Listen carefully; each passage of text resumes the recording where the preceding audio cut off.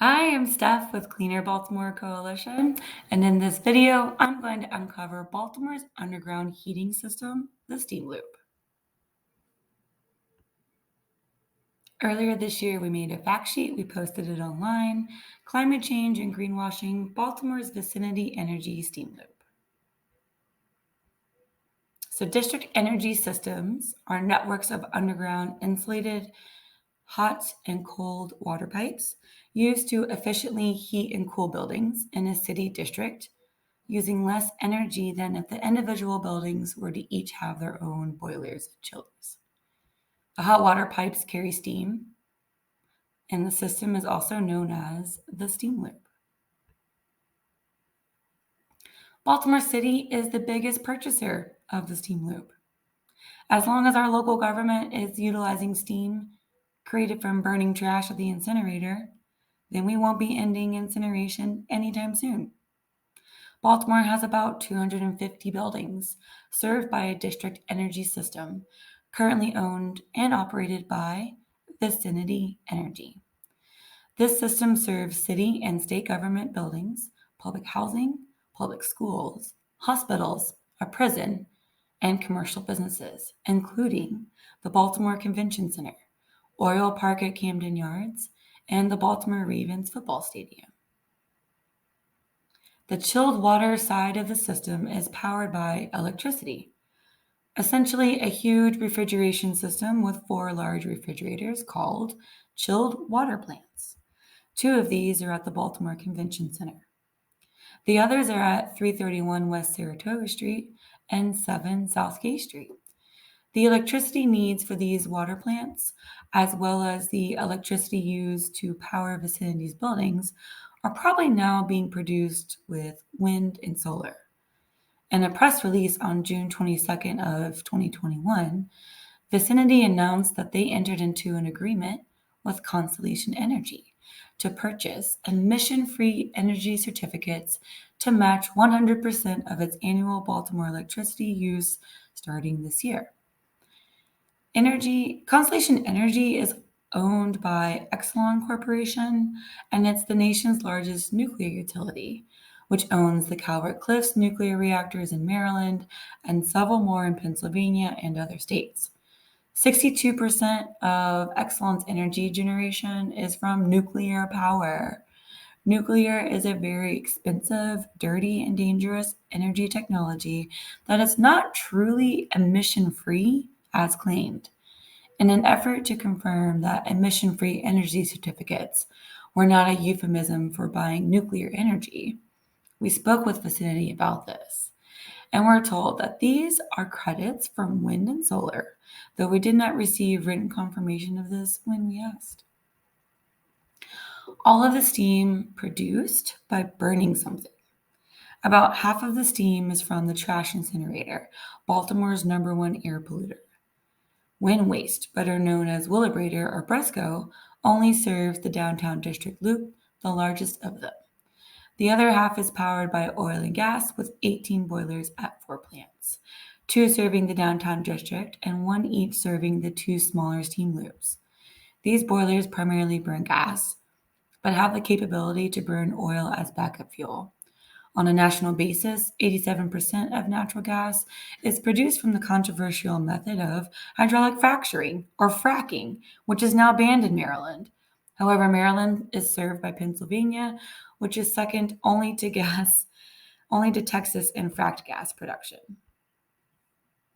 Among Baltimore City's industrial air pollution sources, the wind waste trash incinerator releases 43% of the greenhouse gases, and Vicinity's 4 gas-fired plants release another 4.5%, making up nearly half of the greenhouse gases coming from Baltimore industry.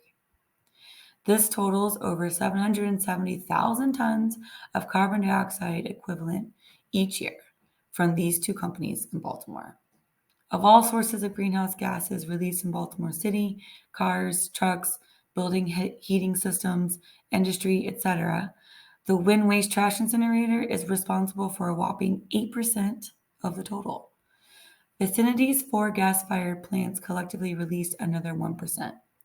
Among Baltimore's industry, wind waste is also number one in emissions of hydrochloric acid, sulfur dioxide, lead, nitrogen oxides, carbon monoxide, mercury, hydrofluoric acid, nickel, chromium 6, and formaldehyde, and ranks third in emissions of particulate matter, triggering asthma, respiratory, and cardiovascular disease, further contributing to lower life expectancy.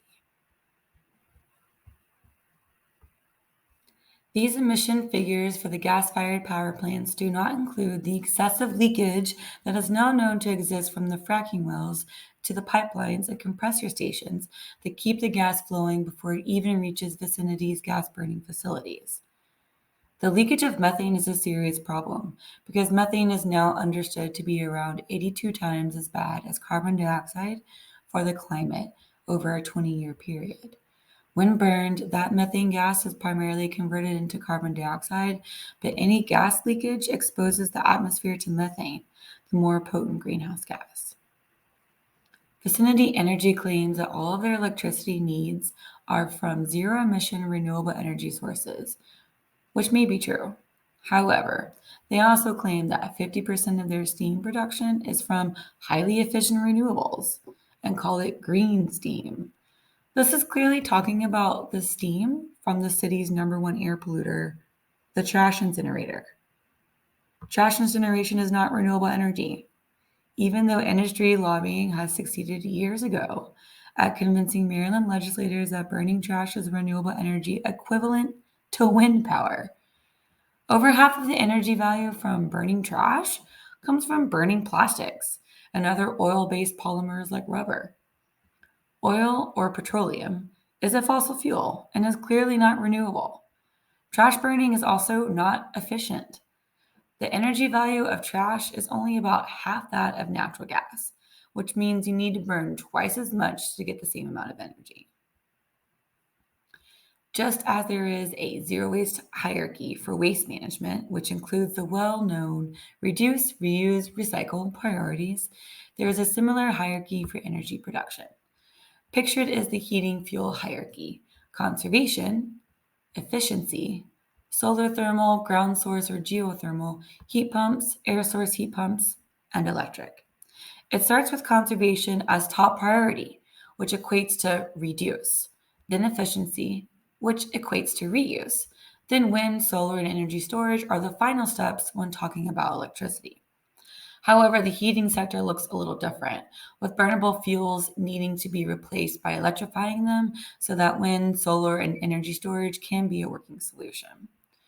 Electric resistance heating can still be an expensive option for a home or business owner, or even for City Hall.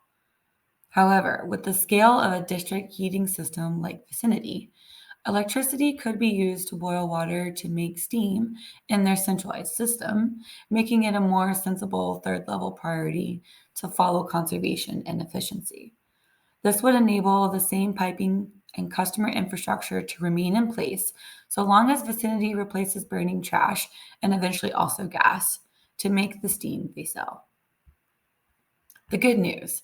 So in Boston, Vicinity states that city and state leadership is heavily pushing industry toward electrification and says that their move to electrify their steam loop was spurred by this government leadership.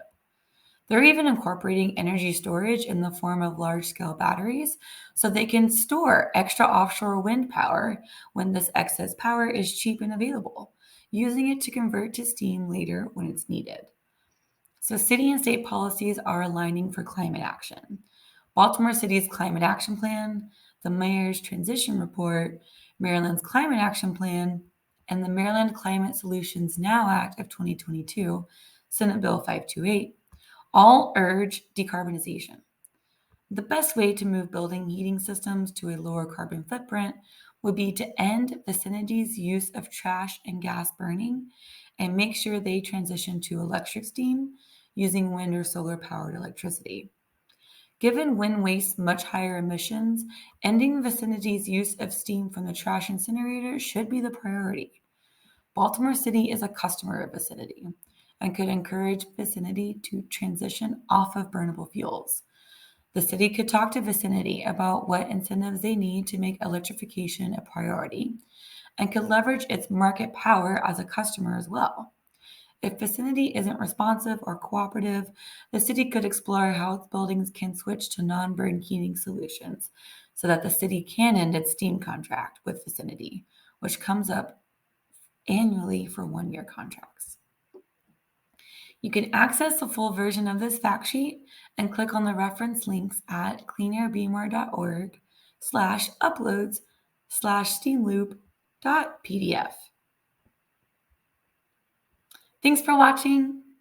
Follow us for updates on building decarbonization in Baltimore.